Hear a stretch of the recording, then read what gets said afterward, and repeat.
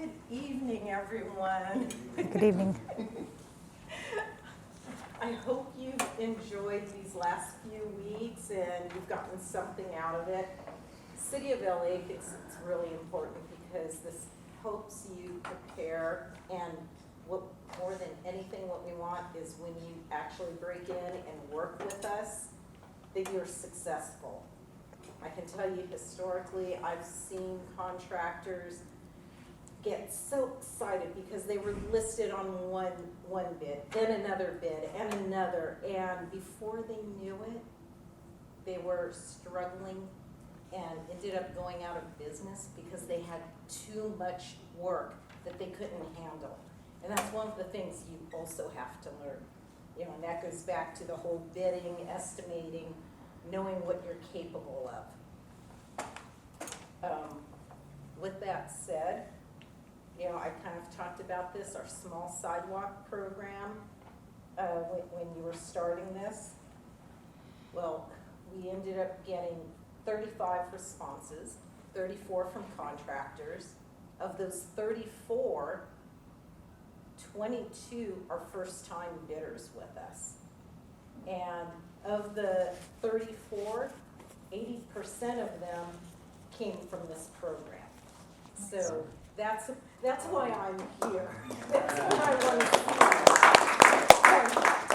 see. And we want to continue to work with all of you and make sure you have those opportunities, but when those opportunities come, you're successful. And that's why things like this program you just went through, everything else that Meriwether and Williams offers you to help you, that's why we support it. Because again, we don't want you to just get a bid, we want you to be successful and then from that grow. So with that, congratulations to all of you on completing this training. Thank you, Linda, for your remarks. Okay, so then we're going to do our elevator pitches. This is going to be the last round, so let's get started. We can start this way. Sure. Hi, I'm Sean Milo. I'm a project manager at West Coast Fire Protection. We've been in business since 2006, and we do all types of fire sprinkler systems, wet pipe, dry pipe, pre-action, deluge. We have a saying at our company: if you want it done right the first time, call West Coast Fire Protection. Thanks. Hello, I'm Brian Rudolph, owner of VR Concepts Building Solutions LLC. We do drywall, metal and wood framing, insulation, flat and plaster, and concrete. We do public works. We're currently doing 3 Foot Lockers, 2 Starbucks, and yeah, that's who we are. Hi, I'm Mark Douglas. I'm the owner and CEO of High Note Technologies. We provide end-to-end EV charging and parking systems. So if you're in need of electrification or you want to monetize your existing space, we're the person that can provide you with that solution. We sell, service, install, warranty, all of these items, so give us a call. My name is Oscar Castro with Fire Coast Sprinkler. We're a full-service fire sprinkler company. We do a lot of service, backflow prevention, and we're licensed to take care of any project from the street connection to a full-rise building, and we're here to help. We like to say that there aren't any problems, there's only solutions. Hi everyone, my name is Freddie Correas. I'm the owner of Freddy's Ventures.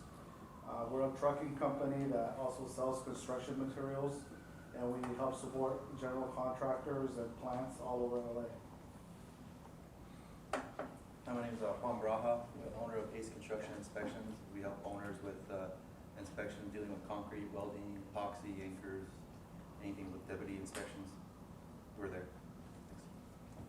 Hi, my name is Louis Roman. I'm the owner of Roman Demolition and Reconstruction Company. We perform all types of demolition and reconstruction projects, also heavy size, 50, 75 deep excavations where it's beam and plate, flagging, or just simple trenching where it's just shoring jacks and plywood.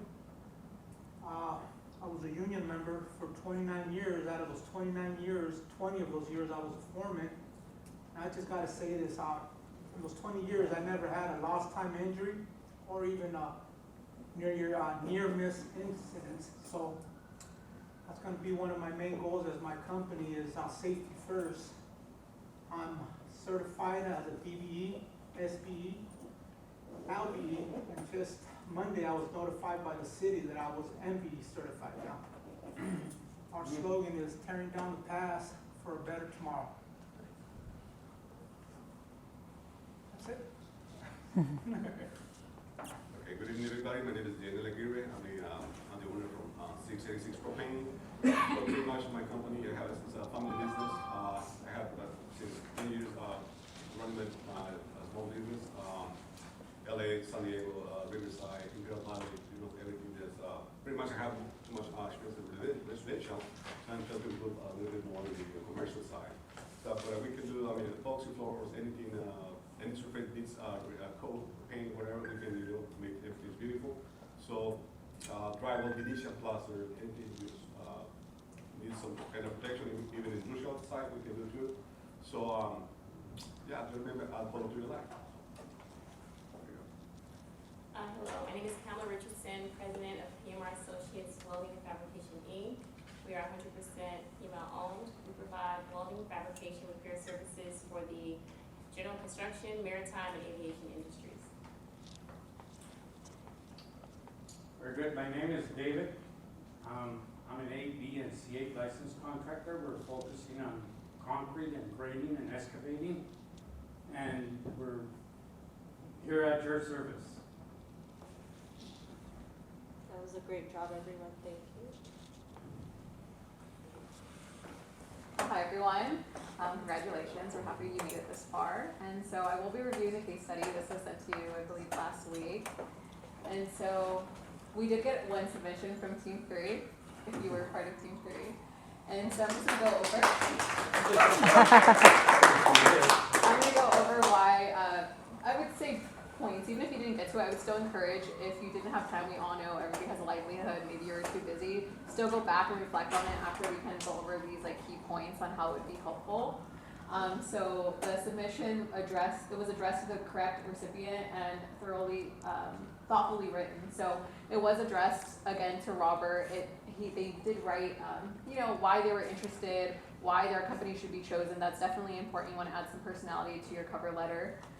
They also included the project name and number. Of course, you always want to make sure you include that. And they provided an executive summary and outline plan. This is always important. That's normally requested when you do get an RFQ. They do break down how your cover letter should look. You normally do break down who your project manager is, who's overseeing the project, and you basically just give a brief, nothing too fancy, but maybe two or three sentences of what they do and why they are going to successfully complete this project. So they did provide that. They did provide us with questions, which was surprising. I think that was a really great step. Normally when you go to a pre-bid, you do have 2 weeks to submit questions, so I thought that was either that they have experience in the public sector already, or it was just a really good idea for them. So they provided questions. So in public bids, there's typically a 2-week window for submitting questions. Team 3 utilized this opportunity to clarify areas where the cost could be determined. So they did ask questions on, for example, if you're going through the plans and you see something you don't understand, you don't want to just throw a number at it, you do have some time to ask the project manager to clarify things. So they did take that step, and that was a great opportunity for me to explain to everyone, if you are in that situation, ask the questions during that time window, because you don't want to underbid a project. And then if all the answers that all the questions that we received, if it was a real project, you would have received an answer. So then that would have helped them fill in the missing blanks that they had to ensure that they had a comprehensive bid submission. So I kind of want to talk about the components, why we thought it was so important to kind of go after this mock bid and take a look at it. Typically an RFP or an RFQ packet, there's various documents that are needed, such as a cover sheet. I won't be handing this around. This is actually what Linda was talking about. This is a submission for the sidewalk repair. I think it's important for you all to kind of understand and visually see what it would look like, so it's not so intimidating. Normally it's the first 10 pages that you're kind of creating, which is a cover letter, a cover sheet, and then your insurance documentation. The rest are documents provided by the city, which you are reading through very thoroughly and signing, but it's nice to kind of see so you're not intimidated when the time does come around this year to submit. You kind of understand what it looks like. So I will be passing this around and you guys can all just take a look at it. And so yeah, it typically includes a cover sheet, a cover letter, insurance documents, agency documents, and I like to mention that some of the documents need to be notarized, so make sure when you're reading through the RFP, you're notarizing the correct documents and reading through the documents. Some people just like to sign things. Just make sure if it says to be notarized, you're notarizing the correct documents. I wanted to talk about why this practice would be helpful and like why we basically gave it to you all. So I would say we gave you the easiest bid out there. This was actually a bid that was due 2 weeks ago, and the great part was they gave you all of the specs and all of the scope of work, which is normally not done in a typical project. So our reasoning is if you can complete that, then you can take the next step. But if you go back and review and you feel that you can't, maybe take some time to look at that, because that's the easiest bid really out there, and there's very few of those. But if you can complete that, that's like the first step into going into a bid where you're completing your own bid submission, creating it from scratch. But that's also a good guideline on what a bid should look like. So again, if you didn't have the time to do the mock bid, please go back and refer to it in your future process as you start bidding public projects. And then moving on to assessment and readiness for public opportunities. Again, just speaking about, normally you do have to create the bid from scratch. You could use that one for something to reflect on and use as kind of your template. And it does give you a benchmark and to evaluate your readiness. So again, just make sure you're honest with yourself and asking questions. And if you don't feel ready, please ask your CDM. We'll be more than happy to guide you onto the next steps. If you feel that you look at that bid and you don't understand, please ask us questions so we can get you through that process in order for you to be ready to create your own bid in those circumstances where you have to create from scratch. And then lastly, I do want to congratulate Team 3 for demonstrating their ability. They definitely demonstrated their ability to engage in bidding the process effectively. Their efforts included reviewing their documents, which they went through, they read it, they had some questions, so they submitted questions. They completed the bid document and they attached the required cover sheet, which is normally always required, as well as a cover letter, and included all their agency documents. So again, I'm going to pass this around. This is a good way for you to understand one, how big these packets are, but also it's less intimidating when you see most of it is actually just agency documents that you should just read and understand. And we're here to answer your questions if you have any questions on the documents. And the first couple pages are just like a cover sheet, a letter. What I recommend is if you have your own computer, just create a cover sheet and a cover letter once, and just kind of update it for each project so you're not, starting over every single time. And same thing with the documents. Save the documents in a folder on your computer. Normally, the city requires very similar documents. It's not always the same. Sometimes there's more or less documents, but it's easier to have them and just, reread it, sign the date, but you kind of have them already done in a way. You don't have to put your company name, the owner's name. It saves some time. But yeah, I'm going to pass this around, and again, congratulations to Team 3. So thanks everyone for having me here. I will be talking a little bit about bid assembly and bid day, which is a very exciting day when you're submitting a proposal. I'll start with a little bit of background about myself. So I've been with Whiting Turner for 27 years. I graduated in architecture with a minor in construction management, so I decided to do the construction management side because I'm more of I like being out in the field a lot and seeing the construction go up. I'm not a very good designer, so I decided to go into construction. I'm a vice president with Whiting Turner, but we all start off, the majority of us, probably 95% with Whiting Turner, we start off as project engineers out of school, and then we work our way up. But primarily, I just run work. One of our big clients is Disney, so I've done a lot of work for Disney. We did the Star Wars land, so I ran the Smuggler's Run, the one with the Millennium Falcon. That was my job. And so I've done a lot of chasing work, and so I feel for you guys. I know what it's like to go out there and meet new clients and try to get my foot in the door and try to understand what it is they're looking for. All the stuff that this lady just mentioned, I've gone through that process, and So it's, like I said, I understand what you guys are going through starting off. I've also been on the end where I put bids together and I'm sending bids out to subcontractors, trade partners, and so I understand that side too. I wasn't sure, my presentation is a little bit for the GC side. If you're a GC, similar to what I'm doing, chasing work and what it is to turn in a bid to a public works or an entity to turn in your bid, or what it's like to turn in a bid to a general contractor like myself. I did bring some examples. I'll send those out in a little bit to kind of show you guys what are some, and Whiting Turner, we're out of Baltimore, but we have about 150 operating groups, but we have about 55 offices nationwide. And all of our groups are a little bit different, so my bid form could be a little bit different from somebody from Colorado, but for the most part, we're pretty similar in what we're looking for. This is very informal, so if anybody has any questions, please feel free to ask a question while we're talking about the topic so that we have a discussion about it and make sure everyone understands what it is I'm talking about. And hopefully this makes sense to you guys, and I hope that you learned something from it. Or maybe you guys already know, because I didn't realize this was you guys have been talking about bids for the last 5 weeks, I guess. So maybe I'm going to be redundant. But I guess the good thing about it is we're all kind of saying the same thing from maybe a little bit of a different perspective.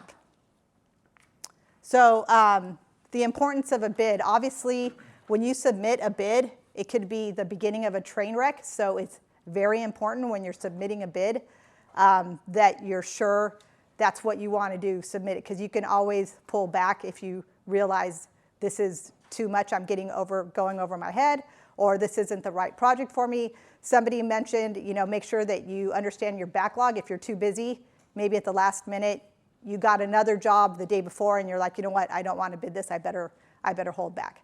So it's very important because it could be the worst thing you did, or it could be the best thing you did. So again, it's a very important as owners of your projects or as owners of your companies. This is a very important decision.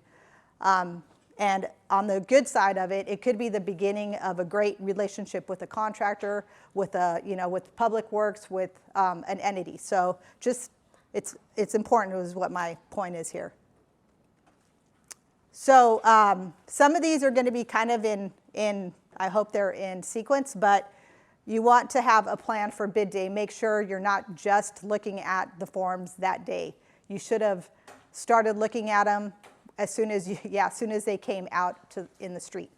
As if you're a GC, sometimes you even try to get, if you're bidding private work, if you're developing relationships with, with other GCs or clients, maybe you are working on this proposal even ahead of it hitting the streets. So that's a good thing to do.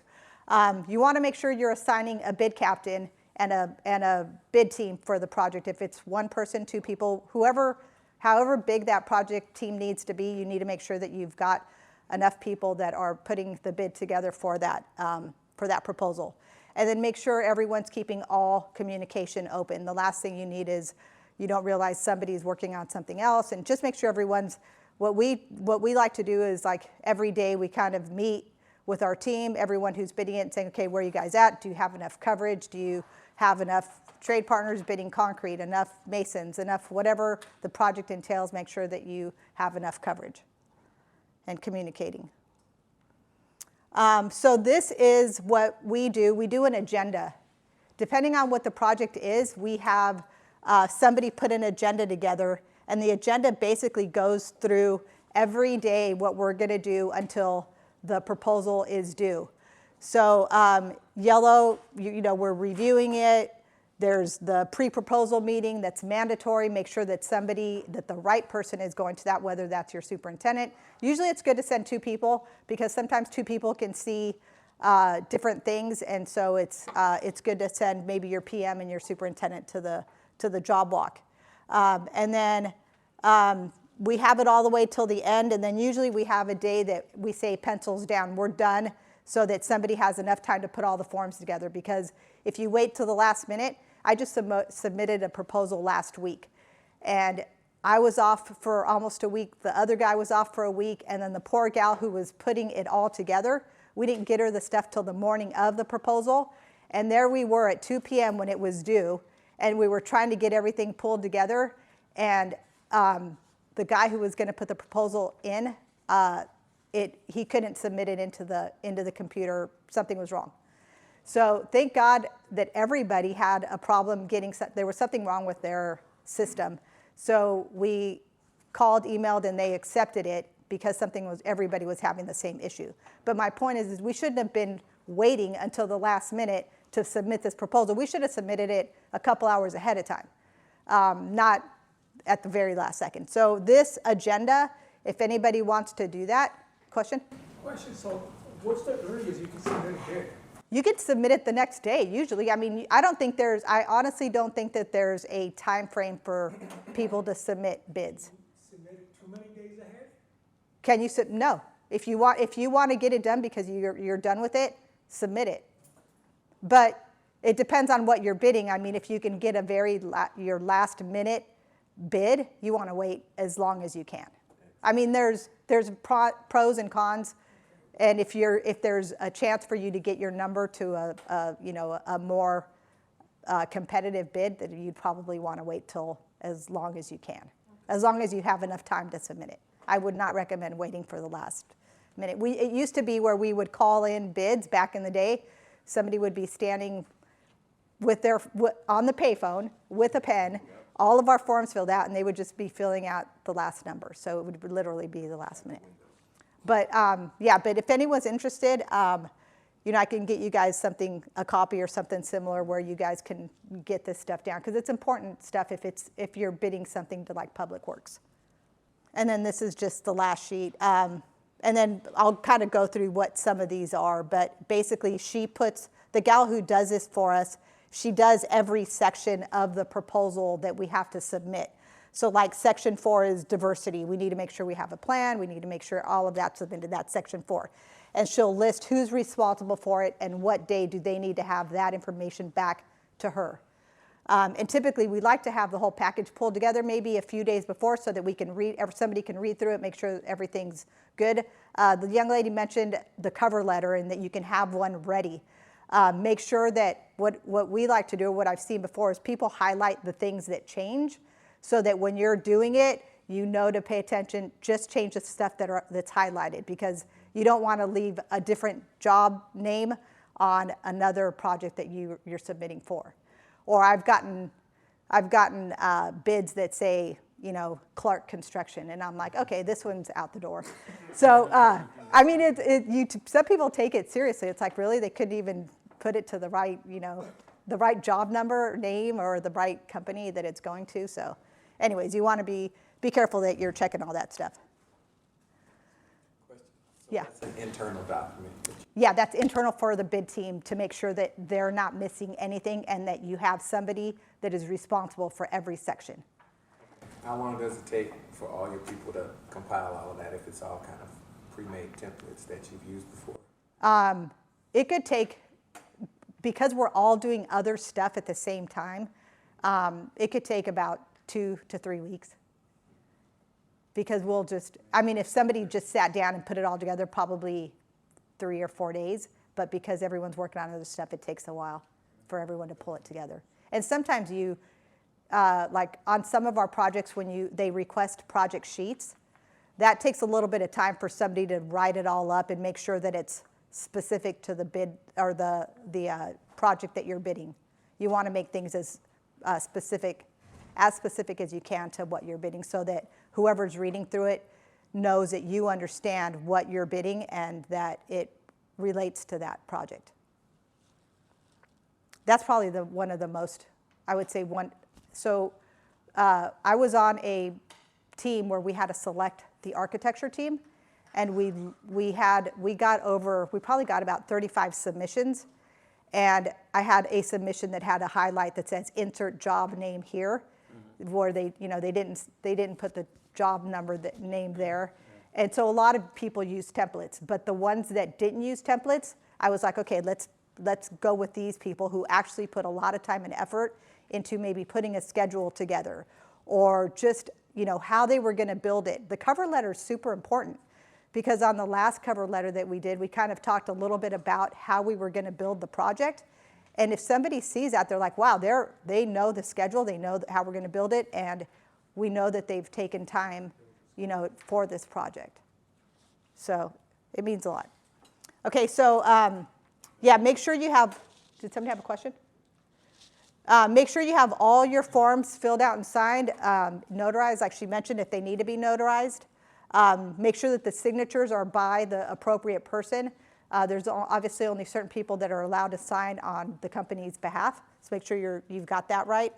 Understand that the contract that you're agreeing to, if you're awarded the project, so make sure that you understand as a subcontractor, what subcontract am I going to sign? Am I signing my life away? Make sure that you understand what you're agreeing to. And on the contract GC side, make sure you understand what the owner or the client is requiring of you, whether it's insurance requirements, payment requirements, whatever it is, make sure that you understand what that contract is all about. And if you don't understand, don't feel bad on going and talking to either the general contractor or asking questions in RFIs. There's nothing wrong with asking questions. I prefer, with me, if I have trade partners that don't understand something in the contract, call somebody up and say, hey, I'm bidding on your job, can you help me understand what this is? There's nothing wrong with that.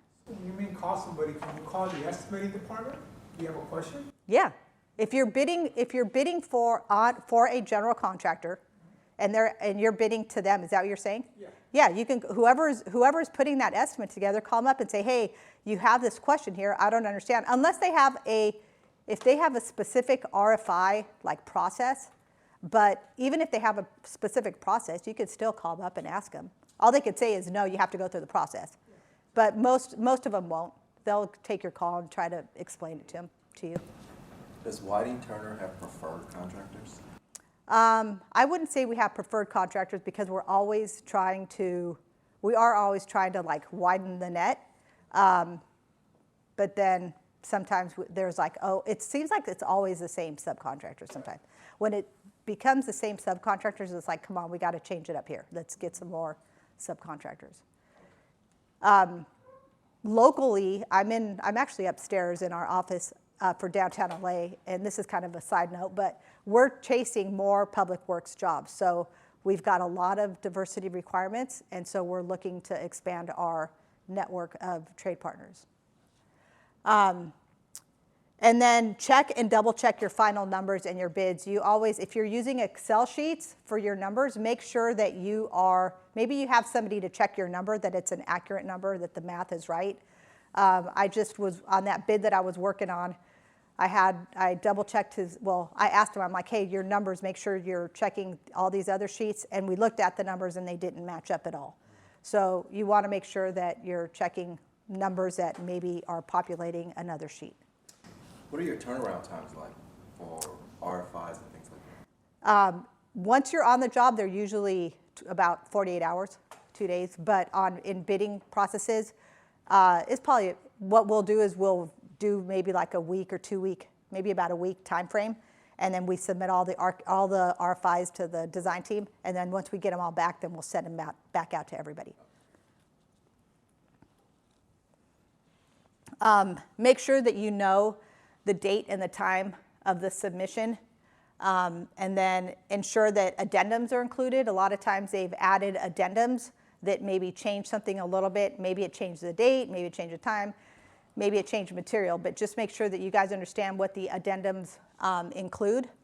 And then is there any alternates to include? Sometimes what we do is if it's a private bid, and maybe you've got an idea that helps save time on the schedule, or maybe it helps if you have an alternate in material, include that as an alternate, bid the drawings, but include the alternate as like a separate number, and maybe that's an edge that you would have over everybody else.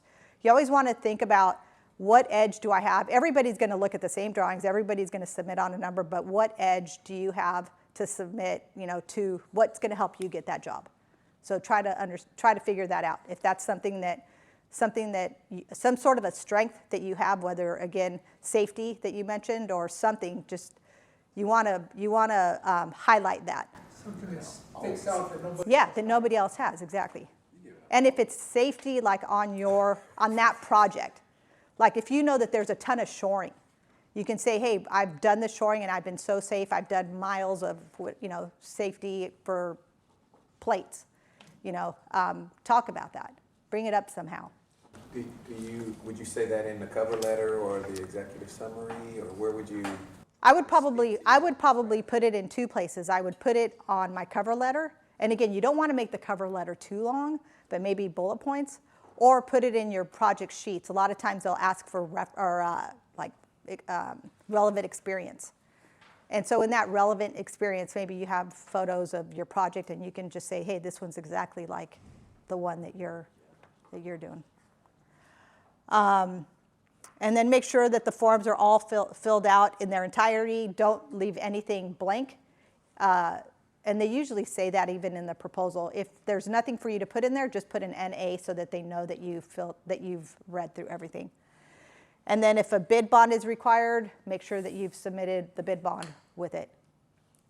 And then do they have bidders' preferences here in California? Does anybody know? Yes. Okay, so make sure that if you have a bidder's preference, like a lot of times in certain counties, they have a bidder's preference where they will give people in that area preference over people that are from out of state or out of the county. But you have to make sure that you submit your certification that shows because a long time ago, about 15 years ago, I submitted on a project. This is when I worked in Vegas, and I forgot to put my bidder's preference, and I lost the job because I didn't put my bidder's preference. Where do you get that bidder's preference from? I want to say it's probably the state or whatever entity, I think it's either the state or the county that you get that from. And jobs. And so go ahead. Usually it's through different counties or various counties, depending on the type of job. And then when they send it out, they'll put it in bold letters for you to see the preference, and so that's all the information that you need. But it's out there. And they even do that for I don't know, I think they do it for small business and disabled veterans. For sure I know that because on the project that we just got. And if you are one of those, if you fall into those categories, it'll say on the bid forms, if you're one of those, if you're certified as a DVBE or small business, you show them your certification and you get a bidder's preference, which means that they will tack on, I don't know, it's like 5% or something to the next guy. So that makes you lower than, yes. Well, you could get the job if you're bidding against somebody who's not a small business or disabled veteran because you have a preference over them.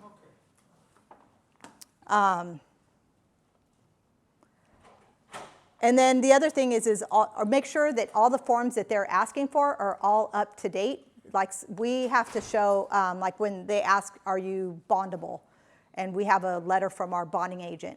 We always verify, make sure that it's up to date because sometimes we have one that we're using from 2022. It's like we can't use a 2022 anymore. Let's get the most current one. So make sure you're current on all the forms that they're asking for submission. And then I already mentioned, make sure that everything's correct, the projects listed and that the names are correct. Understand the submission of the bid. Sometimes now you either submit, you can either email it or you submit it. I know I've gone to Alhambra or somewhere to submit some I think it's on a thumb drive. And make sure if you submit something there that they stamp it and they give you like a sheet saying that they have received it. And then there's Planet Bids where you can upload it and just make sure that you understand whatever that process is. Sometimes they ask you for a hard copy, two hard copies, whatever it is. Make sure you guys understand what that is. Make sure you have enough time to submit it. If it's a thumb drive, make sure you have enough time to put it on the thumb drive and drive to wherever it is you're driving, especially in LA. You know how traffic is, so make sure you have enough time to have somebody there drive it. Ensure your bid includes, so this is more about like when you're looking at the numbers, make sure that your bid includes everything that is required to bid on that project. Soft costs, hard costs, printing. I know we don't really print drawings anymore, but printing drawings. If you need an accountant because a project has such a high demand for making sure that your invoices are submitted monthly or whatever it is that project needs, make sure that those costs are included in your proposal. Make sure that you have taken off, if you have drawings for the project, make sure you've taken off the project, done all the quantities, the estimate for it, because if you haven't done it, then you probably shouldn't be bidding it. So make sure somebody has done the takeoffs and that you understand the project. Because a lot of times, and I'll show you on our bid forms, we ask people for quantities. So if I'm bidding concrete, I'm like, how many yards is the sidewalk? How many yards is the footings? Every type of footing, I want it all broken down. And honestly, people sometimes get upset that I've asked for all the quantities, like welds. You do welding, right? Well, sometimes we'll ask how many welds of this certain type or whatever. But it actually helps you because if I know that you have the right quantities and I know you understand the project, if you're super low, I'm going to go back and look at the quantities and go, oh, they missed this. Or why are they so high? Oh, they doubled this. Why did they double it? And maybe you guys saw something that I didn't. So we'll be making phone calls and say, hey, why do you have, what's your number's really high? Why, how many yards are you including or what's going on here? So don't get upset sometimes when GCs ask for all these breakdowns. Because honestly, for me, it makes me make sure that you guys are successful and we're going to be successful. And it's not, if I see a low quantity or if I see a low number, I'm going to call the guy up and make sure, or the gal, and make sure that the number's right. Because what I don't want to do is carry a low number and they've missed something. Because all that's going to do is, it's not good for you and it's not good for me. So again, you just want to check those quantities. Is there a specific software that you can kind of suggest for something like that? For takeoffs? So we use OnScreen. Oh, okay. We use OnScreen, and that just does all the quantities, and it'll do it. It's real. I don't know if you guys have ever seen OnScreen, but you can do a linear takeoff, and from that you can come up with heights and everything else. Okay. It's really cool. Simple to use, or? Yeah, it's very simple to use. Super simple. And then ensure that a schedule has been created and meets the contract schedule. So make sure that whatever schedule is required, that you guys have looked at it and it could be met. If it can't be met, you want to make sure that you're including overtime, and I think I included that in one of my next lines. Question? Sure. And I brought this up in our last class with the previous one. How is like getting, put a bid on just whatever the contract is sending you.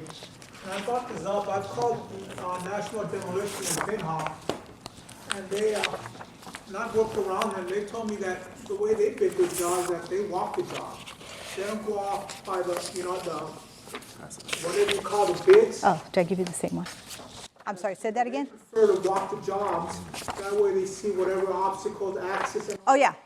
Yeah, I would think. it be okay if I was to tell you, what, I can't submit a bid unless I walk the job? Oh yeah, we always have a job walk that's mandatory, especially on our Disney jobs, because logistics there are crazy. But for sure, you never want to bid a project without going and looking at the project, the location. For whatever it is you're doing, you want to make sure you understand how you're getting materials in. Is it easy? Do you have to ship in your people? Like Disney shuttles their people in. Is it safe? Do you need to be removing your material or your equipment daily? I mean, there's a bunch of different things. Okay, so it'll be okay then. Oh, yeah, for sure. I'll probably wait for the job walk then. Okay. Did I give you guys the wrong? Okay, I'm giving you guys two of them. Right. Are they the same? No, there's two different ones. Yeah, these are just extra. Oh, okay. And they're just two different examples. I just pulled something that, and we use Building Connected a lot. So for when people are submitting on on their final bid, it goes on Building Connected. Yeah, have you guys ever heard of Building Connected? Okay. You guys work for a lot of targets too. Yeah, we do a ton of targets. Targets is a good job to get the thing that we do, even though we're a big company, we do a lot of, our first job can be a $200,000 job. It could be a $500,000 job. We do a small job, and we like to do small jobs so that we can understand our client's process. instead of trying to jump into a $50 million job. So you should take that into consideration when you're bidding something, is start off small. They want half a building or a building loader.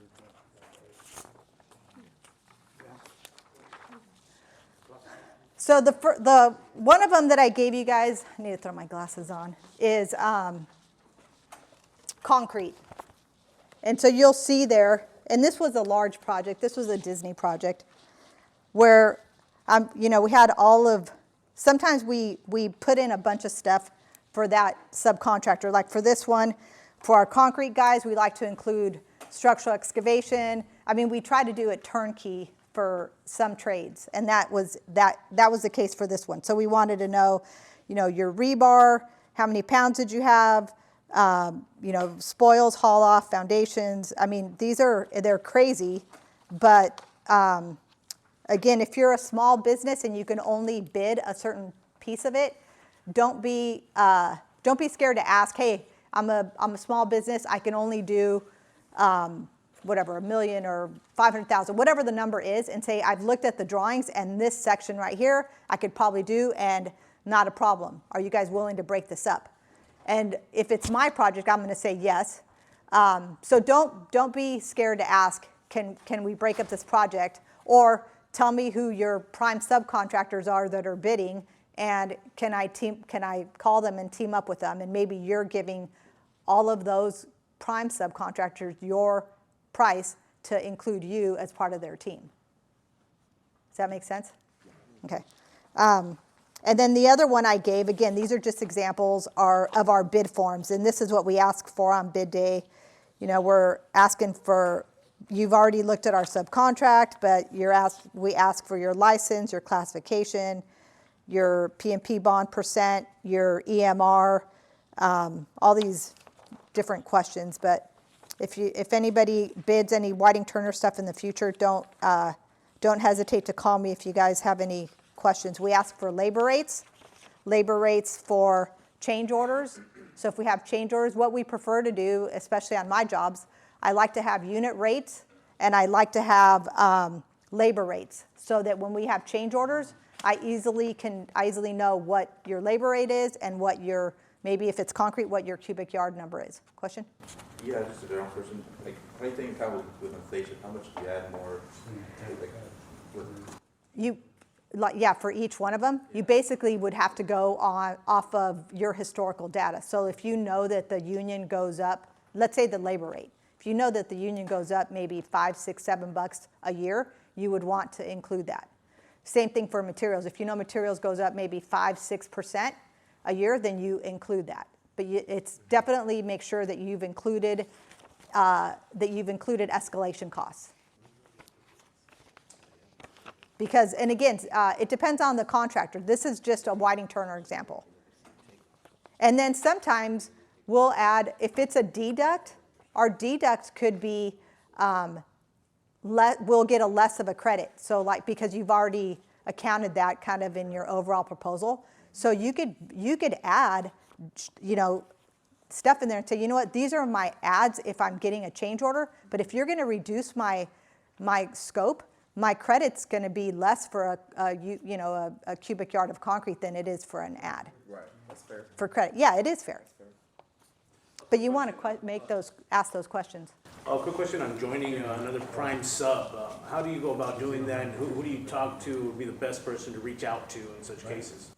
It depends on the project, and it depends on, I would say it depends on the project and depends on the general contractor, but I would almost bet that any general contractor would be happy to tell you, okay, these are my prime subs that are bidding, so that you could go and reach out to them. Hey, I'm doing some extra work. Yeah. If we're doing all that ourselves, and that's all. Yeah. There's obviously no room for smaller companies. Right.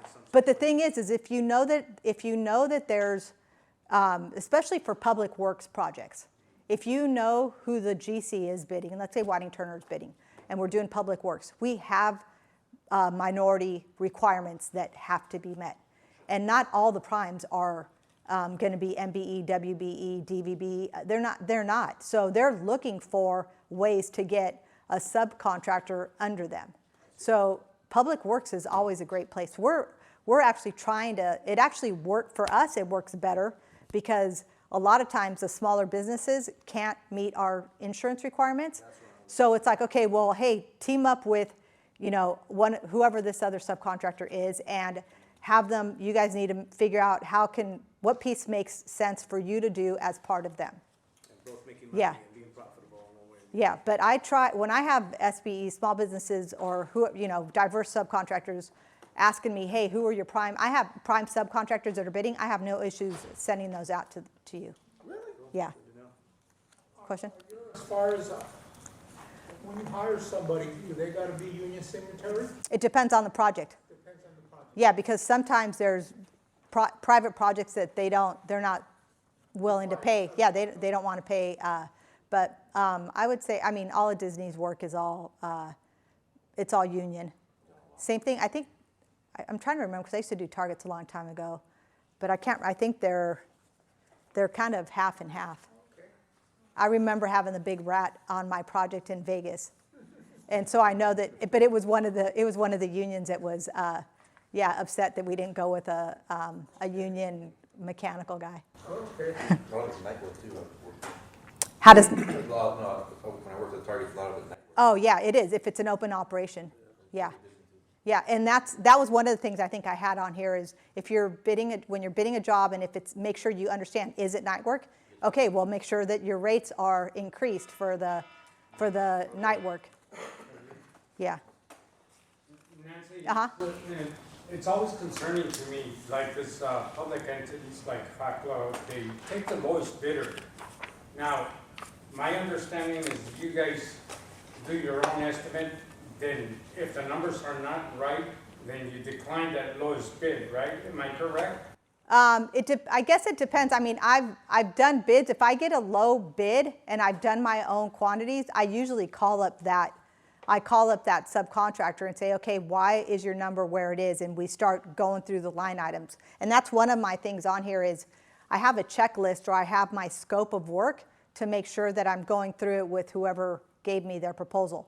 If I get a proposal that doesn't seem like it's, if I do CMAR work also, which is I'll submit a number as a GMAX, a guaranteed maximum price. If I get your number and I think it's low based on my estimate, I'll probably put in a contingency in there to increase. Let's say you bid carpentry.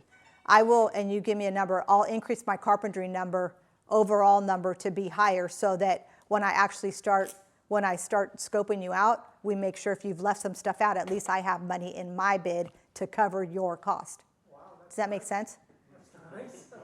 That's because I don't want to be stuck holding the bag. If I just take his number and I know that his number's low, I'm going to be arguing with him for the rest of the project. So why not make sure that the number's right? Have a little parachute, huh? Yeah, I do. Again, that's just the way I bid work. I usually make sure that I've got money in there. There's always unforeseen conditions. And you want to make sure that you have something in there depending on how risky the project is. So that's, I think, one of the other things on here that I put. Make sure you've looked at it and you understand what the risks are. If you don't think there's any risks, then go tight if you feel good about it. But if you think that there's risks, make sure you've got some. You're always going to run into something. If they ask you to break out your bid with all that, like where would you put that contingency money at? If you're a subcontractor, I would probably say, should I carry any risks? Should I carry a contingency, or are you going to carry that? Because you don't want to outbid yourself. Yeah.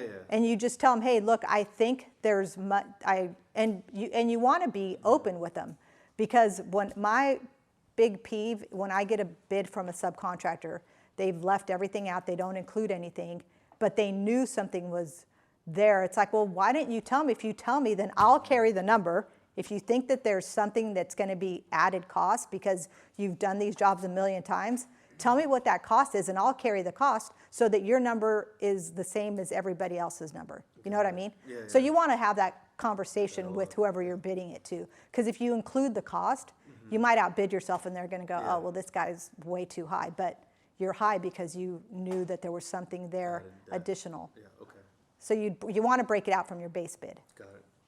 Okay. So again, know the project and what we talked about earlier. How are you going to win this project? What's going to set you aside from everybody else? So try and always, my boss would always ask me that. How are we going to bid this job? Why are we going to get this job? And it's like, well, I have let's say the job was mainly masonry. It was a lot of big masonry building. And if I have a really good relationship with a mason because he's done maybe a lot of my work or whatever, I know that maybe he's the only one out of 2 or 3 masons, and he may be giving me the best number because we have a relationship. That exists where a subcontractor, if they're really good, subcontractors, they're going to give you their best bid and they're going to give the other GCs. They might give them a bid, but maybe it's going to be a little bit higher. So I can say, well, my advantage is I've got a mason who's my buddy, and I know he's going to give me a really good number. So that's what my advantage would be. So you just have to think of what's the overall big number in the project, and how can you make that a benefit to you. For trucking, for example, is there a way that you can handle the dirt or handle whatever it is you're hauling off in a more efficient way? Maybe they're getting it straight from the hole into your truck instead of double handling it, where they're putting it in a pile and then they're putting it in your truck. So, how could you reduce costs? That's what everyone's always looking for. Okay, any other questions? Does anyone need to take a break? Are you guys good? Okay. I don't think I have too many more slides, but if they're redundant, we can just go right through them. I mentioned this already. If the schedule can't be met, include some overtime in your proposal to cover that cost. And if they're asking for ad alternates, have you guys heard of ad alternates? Mm-hmm. No, an ad. So let's say sometimes they have an ad alternate where, I don't know, I'm going to say they might add an additional wing onto a building, so they need more of something else. They may do it, they may not do it, but they want to get pricing for it. So they'll ask for an ad alternate. So say, okay, here's the main building, but I want you to give me a price in case we decide to do this other work, give me a price for it. Well, make sure that when you do that ad alternate that you're including your insurance, your fee, your bond, whatever stuff that needs to get added onto that. A lot of times people forget and they just go, oh, I'm adding more concrete. Here's the concrete ad. But they forget to add everything else that goes with it. Yeah, but some people forget to add the insurances, the fee, all that other stuff. So make sure it's a complete number. And then we talked about logistics. Make sure that you've gone to visit the site and that you understand the logistics of the project. Again, I'll just bring up a Disney project. Disney work we've just had, it's so congested that we can't allow the subcontractors to bring anything that they want on site. They're only allowed to bring 3 days worth of work on site. Question? You made me think about something in trucking. So recently I got invited to a project that's in Riverside County. And the reason I'm thinking about turning it down is because it's far, right, to travel, because my trucks are parked in Palmdale. Oh, yeah. This is a strategic move because all the plants are up there in the AV. So anyhow, like, if I'm submitting a bid, can I kind of like charge them, like let's say for like travel? Well, yeah, you don't charge them for it. It's built into your bid already. So you have to take that cost into consideration. Yeah, like, The fuel, the person. like me, let's say if I get a job in Merced, right? I might have to join their union, right? Okay, or I could say, you know what, let's work something out. You know, I'll take 10 of my guys and I'll hire 5 from your union. Okay, I mean, these guys that are coming from LA for me, I gotta Pay for their hotel. for their food, for their room and board, so that's gotta be included in your bid. So do you include it like, do you add it like in trucking, like as an hourly rate, like as a whole? Or is it that something like? It's part of your overall bid. Oh, okay. Overall bid, but for change orders, you want to make sure that if you're going to do extra work, that cost is included in your change order. Okay. Does that make sense? It kind of makes sense. But yeah, you need to let them know that. And if I have a change order, my guy's coming from Palmdale or my truck or whatever, so I need to make sure that the cost is included in there. they usually want a breakdown of that stuff? Yes. So our, DM or whatever it may be? yes, when, I would think, so Whiting Turner, we're sticklers when it comes to, if we have a change order, and it's not us, it's the owner wants to see everything that they're paying for. So we want to see the labor, the material, and the equipment. And it all needs to be, you need to have backup for everything. And and again, if you know that all of those requirements are going to take time, you need to make sure that that's built into your proposal so that you're not losing money. Again, you know, when it's a big company, we have a lot of overhead. So we include, our costs probably have a lot of stuff built in them. But smaller, I would think that smaller companies don't have as much overhead as what we do, so you guys could be more competitive. But you don't want to leave anything out. But it's crazy, because then you can outbid yourself too. So I'm submitting a bid to you, right? So you're gonna want me to break down cost of labor, right? Cost of the equipment, the fuel that I'm gonna use for my equipment daily. So I'm gonna break all my costs down to you guys. Only for change orders. Only for change. Yeah. So like if you look at these forms, we ask for like an example is we ask for, I don't know. Let me see. On the very first line, we ask for structural excavation and backfill for that particular package. So your cost of your labor, material, and equipment should go into that line item. And you can build whatever else you need in there. That's your unit cost. Yeah, your fuel, everything. I kind of made a joke about this a couple of weeks ago, but is there any profit into this when you start breaking all this down and you guys are looking for the right number, the low number, and you're trying to make a profit off of it too? And how does that line work for profit to low bidding? So one of the things, and I don't know if I put in here, but when you're bidding a project, you need to do the entire estimate yourself and do the whole thing like you're not getting any numbers from anybody. You're submitting the number, and that's, you need to make sure that the profit's in there, everything. And you need to determine before bid date, how low am I willing to go? Because there's going to be a point where I'm not going to make a profit.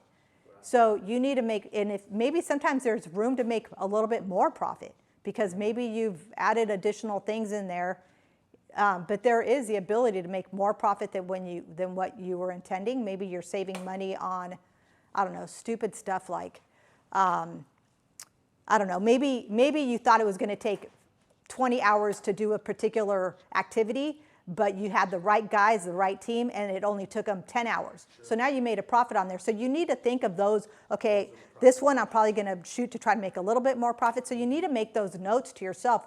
Can I make more profit on here? And what number am I willing to submit on bid day? Because you do not want to lose money. A quick little story. I used to, on Targets, they did this thing called it was reverse bidding. So I was one of their one of their guinea pigs. So Target is a big client of ours, and we would reverse bid everything. I would do an estimate. Let's just say it was painting. I would do the whole estimate, and I would do a takeoff, and I'd say, okay, $1.25 a square foot for paint. And so I had a number, and that's what the paint number should be. And I maybe fluffed it up a little bit, but that was my number for painting. So then I went out to 5 different painters, and they would go into, nobody knew who anybody was, and it was all done on the computer. And it was like a reverse auction. So every bidder would go in and put in a number and say, okay, I can do the painting for $500,000. Then somebody else would type in and say, I could do it for $495,000. And everybody would see everybody's numbers, but nobody knew who they were. Because everybody had like bidder A, bidder B, C, D, and E. And so so then they would have like maybe 15 minutes to be able to put in another bid. But if somebody put in a bid, at the very end to try to get the number in at the last second, it would automatically add another 15 minutes to the time in case anybody else wanted to put a number in. You got an auction going. Yeah, but you had to be smart. If you're bidding, you have to be smart and say, okay, I'm not going to go any lower than this number. Somebody could get caught up and say, okay, well, I really need a job. Who cares if I lose money? I'm going to go ahead and submit a number. But you can't do that. You got to be smart and say, okay, on bid day, I'm not going any lower than this number. But yeah, it was kind of crazy. So Nancy, what's a realistic number as for profit and overhead? I mean, usually they tell us 10% is for profit, 10% for overhead. Is that a realistic number for you guys? Or do you guys go lower than that, like 5%, 6%? it's kind of, I mean, I would say that for us, it's proprietary information. We don't tell anybody what it is. But you just, it's whatever you think is right for your company and for yourself. If you're good with 10%, 15%, then you're okay with it. If you're not, then bump it up, or, you just, it's whatever you think is right. But you kind of, sometimes you can see, I don't know if public bids actually show sometimes like what people are charging for their overhead and profit. But like when we do change orders for subcontractors, we allow 15% overhead and profit is like what they're allowed to add on to their number when it's change order work. That's for change orders though, and that's in everybody's contract. Right. And see, what do you think about T&M jobs? Is it like me? I'm starting my own new company now. Uh-huh. I mean, is it worth it for a new company to take on a time and material job? Yeah, because you have nothing to lose. You're getting paid exactly what you're doing. How do I make profit on that though? You have to add, you still have to add overhead and profit to the T&M, but you have nothing to lose because that's cost plus. Okay, so I can add profit to Yeah, T&M. yeah. You just have to make sure that you've talked about it beforehand and say, okay, I'm doing this T&M, but I get to add 15%, right? So just make sure you have the conversation. That's the one thing I tell everybody, have the conversation, because where you think you're doing good and and at the end somebody's trying to screw you on not paying you overhead and profit, that's not right. So make sure you've talked to whoever it is and that they're adding that on top of it. And have your backup. Yeah, and have your backup, exactly. And have your backup. I can go into all kinds of stories, but have your backup, like dailies. Make sure you're filling out all your dailies. Make sure the superintendent's signing the daily, that they agree with the hours that your guys have spent out there and what they've working on. Nobody ever fills out a good daily until it's getting questioned, and it's like, well, what did your guys do? And some subcontractors would just put, but very good documentation. Very good, clear documentation on what you worked on and what you did, and anything that may have held you up. Sometimes. I know about this because a lot of these metro jobs, a lot of them were T&Ms, and they get always tell us, take pictures, document everything. Yeah. Okay. Yeah. So just brought back memories. Yeah. That was email, what you said, communicate delays, because that can cost you. Yeah. So like on your dailies, yeah, exactly. Put delay, if something's holding you up, because maybe somebody was in the way, or maybe whatever the delay is. I hate when I see them, because I'll jump on my superintendent, like, why did we hold them up?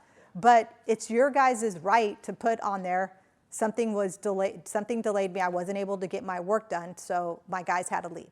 But make sure you put it on there. Make sure you're talking to the superintendent, hey, I've got to leave. You guys are holding me up, or whatever. But there's no reason you guys should have to pay for somebody standing there. What about overextended rain days? Like in, what do you mean, like? So typically, most projects have rain days or delay days. Right. So I don't know what, you guys have. Is it 10 or 12 days per, depending on the size of the project? But let's just say on a Whiting-Turner project, we have 10 days for rain delays. We're in the rainy season and we go beyond the 10 days. How do you guys make that up? We start, it depends on the project, and it depends on, Critical path is critical path. Right. But so we stop the project and then restart again. Oh, so there's a reset. Yeah, there's a reset. Okay. And we typically don't allow anything extra for our subs when we've had a delay. Mm-hmm. But again, everything's negotiable. Okay. Don't tell anybody you heard that from me, but I was just gonna say, it just it's not, if you look at our contract, it just depends on your project manager. What I'm saying. So typically on the contract it'll say 10 or 12 rain delays. days or whatever. Yeah, And then, you know, like if we're in the rainy season, kind of like we are now, I guess, if that's what you want to call it, and you go over the 10 or 12, now because everything is based on critical path, now I have to, you know, to meet the schedule, I have to now hire more guys, I have to. so but if the critical path is because of delay and it's a contractor owner issue, then we'll pay you guys to make up the schedule. Okay, perfect. So we'll only pay, a lot of companies, and ours is one of them, we will only pay the delta between your premium and your regular time, because you've already bid the work. It's not extra work, you're just on overtime. So we'll pay the delta, and we don't allow overhead and profit because you've already had overhead and profit on your scope of work. Yeah, we're kind of mean when it comes to that. Do you have the right team to perform the work on the project? Again, make sure that when you're bidding the project, is it the right team? If you don't have the right team, then maybe you don't want to bid it, if it's a difficult job. And sometimes we make that decision, we're like, we shouldn't do it because we don't have the right team, and all we're going to do is, you know, we don't want to upset a client, so we might as well not bid the project. And then do you understand the deliverables for the entirety of the project, whatever those deliverables are? Like on our projects, we ask, and I think you might even see, I don't know if it's here, but we ask for a manpower loaded schedule. And again, that actually helps you guys. So we say, okay, how are you going to, when does your team start peaking? How many people? And then when does it start going down? And we want to know, are you going to have 5 people? Are you going to have 10 people? What's your crew size and how many hours that you have allocated for this project? So we ask for submittals. We ask for dailies, whatever it is. We ask for all of your MSDS sheets. I don't even know. I don't think they're called MSDS sheets anymore. What are they called? SDS, yeah, SDS sheets. We ask for the SDS sheets. We ask for a specific safety plan. There's a bunch of stuff that we ask for, so just make sure that you're aware of that. So again, if that's a cost, it needs to be included. You should include it in your proposal.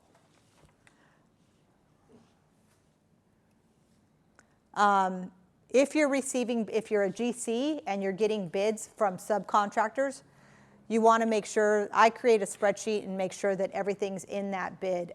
Who in here is GCs? Okay, so you guys get bids from subcontractors bidding to you. Make sure that your formulas are correct on their spreadsheets when you have all the sub numbers. We do what we call bid leveling sheets. And the bid leveling sheets, you put all the sub bids that you get in there, and you make sure that they're comparable and which one ends up being the most complete number. And then if you're doing a spreadsheet for those proposals, make sure that there's really only one person that is working on that spreadsheet so that the spreadsheet doesn't get messed up by somebody else. And then I mentioned this earlier, if you have relationships with vendors that'll provide you with a better number, make sure that you've got that good number that's coming to you. Review the bid before giving it to the bid captain. Have constant communication with your trade partners. You want to make sure that if you're expecting to get a bid from certain amount of subs, make sure that they're still coming on bid day.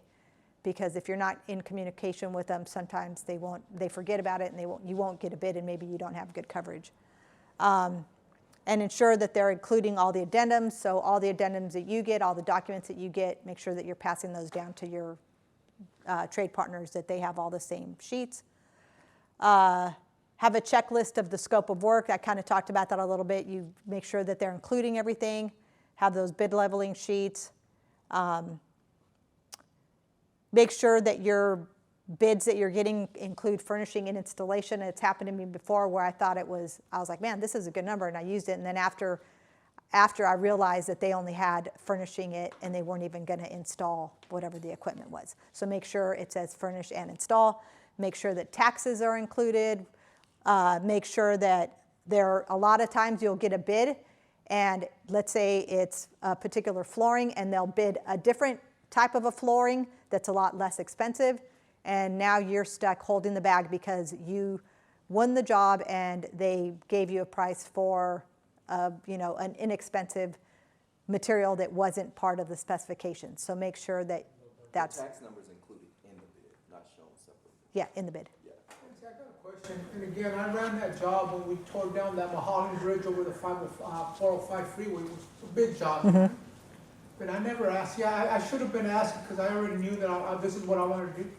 So let's say we were in charge of demoing.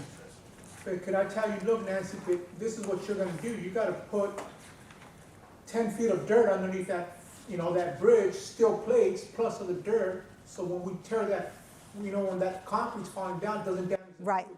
Can we tell you're responsible for that? Yeah, you're responsible for all the safety. This is what you're going to do, and we're going to do that. Okay. Yeah, you just need to specify in your scope, because you want to create a scope of work if you're going to send something out to a demo guy. Is that what you're saying? If you're a general contractor and you. Let's say like me, you're going to hire me as your Oh, supplier for yeah, demo, right? Can I say, look, Nancy, well, before I come here, I need you to do this. Yeah, I will either say, yeah, no problem, what do you need? And I'll either put it in, or I'm going to say, I'm not going to take care of that, I need you to take care of it. And then you need to price it. As long as you communicate that that's what you need, that's the important piece of it. Or they can have a different solution and saying, well, we're not going to do that, we're going to do this, and make sure that it works. But you definitely want to bring that up, stuff like that. Make sure that you're, so back to the specified materials, you just want to make sure that the materials that whoever's bidding is the right material, and it's per the specifications, because sometimes people try to bid a lesser expensive material, and it's not approved by the owner, and the owner is expecting you to put the other material, and then that's why I said you're stuck holding the bag. And or not the contract, but sometimes in specifications it says equal to. Or equal to, right. But sometimes you just need to make sure that it's or equal to. Right, absolutely. Sometimes it says, It's a different brand name right. of some sort. Or, yeah, you just need to make sure it doesn't need to be approved beforehand. Right. Because if it has to be approved, then you're taking a risk. Yeah. So you always want to, you try to include what the specifications say, Right. and then you can have that in your pocket if they decide to go with a different one, and they'll accept it. But typically owners will say, if we're going to substitute, you need to give us the credit. Oh, wow. Yeah, I know. Did somebody have a question? No, okay. All right. And make sure that whatever material you get, it includes shipping. What, did you have another question? No. Oh, the credit that I just said, I know. Owners are looking for any cost they can get. Really? Yeah. Oh, Yep. I have a question. Yeah. Yeah. No, sometimes I do that, that's non-compliance because they're using the wrong materials as an inspector. And they have to either said like it's non-compliance, or you can provide something like an R5, something to submit, or something that the design team says this is the approved one to use. Wait, so you're saying if the material got, that was specified was incorrect? Yeah, at that point, it's going to probably be a change order or something. They won't ask for credit if they specified incorrect material. He's talking about a confirming RFI. So like if it calls for a Hilti whatever, and I bring in something else, then I need to have created an RFI to confirm with the owner or the architect. They sign off on it, and now it becomes a change order, and I can do the alternate. Yeah, the alternate, if it's more expensive. If it's less expensive, they're going to ask for a credit. Yeah, okay. But yeah, they will ask, Disney will ask for credit. On the shipping part, the reason I bring up shipping is because with all of COVID things going on, sometimes shipping is taking longer. You just want to make sure that whatever you're getting is going to be here in time. We had stuff coming from Denmark, and we ended up having to pay extra to get that stuff flown in order to make sure that we made the schedule. So when you have materials, know where they're coming from, and do you have enough time to get them here in time? Did you guys pay for the? Oh, you said you paid for it. Yeah. And then you said you add the shipping. Like, for example, I sell aggregates. Yeah. Right? So if I'm quoting someone for aggregates, I include the shipping? Oh yeah, for sure. Okay. Yeah. Yeah. Needs to be all inclusive. I thought it was like separate, like, you put. Oh, you can put, they usually have shipping separate, but I thought you meant like in your overall cost, yeah. Yeah, okay. Yeah, they usually have it broken out separately. Yeah, and then they might ask to get it shipped quicker or whatever. So make sure, yeah, if shipping does need to be expedited, make sure that those costs are included. What time is this class over? I don't want to go over your guys' time. 7:30. And then ensure the bid cost meets the schedule, verify that your correct labor rates have been included, whether it's union, non-union, prevailing wage, Davis-Bacon. Make sure if it is like a prevailing wage or Davis-Bacon that you're paying the right labor, the right number. Because I got, In the right city. yes, in the right city, because I got busted on one of those jobs where one guy, a landscaper, was using a piece of equipment, but he was getting paid as a landscaper. And then we had to go back because he was supposed to have been paid operators' rates because he was using a piece of equipment. So you want to make sure that you're using all the correct. Pay them a PTO. Like, let's say, for demolition, you have, I think it's a group 1 and then a group 2. Oh, yeah. A group 1, you know, he's just Get like demo, but if group 2, well, this guy's using jackhammers. Yeah, heavier. So you use that group 1 labor, and he's gonna use a jackhammer one, then you got. Yeah. I think for our union, for the laborers, I think it's like $1.50 more. Yeah. Than his regular wage. Yeah, so make sure all that stuff is covered. Not by the day, but by the hour. Yeah, for the hour. Yes. And then we already talked about contingency. If you think there's a risk in the job, add some contingency to it. And then at the end of the day, remain calm. Know what your threshold is, which we talked about. Know that you're not going to go lower than any number. Don't panic, and don't bid if it's not the right time. I think that was it. Yep, that's it. Nancy, I'm gonna say something, out of all the instructions we've had, you're the one that's been Yeah. more clear. Oh, good. Answer questions, I mean, the other guys were good, you know, they made me aware of stuff that. Yeah. That you hit the nail right there. Oh, thanks. Appreciate it. More slides to go. What's that? I think we thought you had more slides to go. We were ready for it. Oh. This is good information. Thank you. Okay, good. Glad you guys liked it. Honestly, I learned more today than the last week. Oh, good. Something in person that helps when you're right in front of you, like. Oh, in person is better than Zoom, right? Yeah. All right, cool.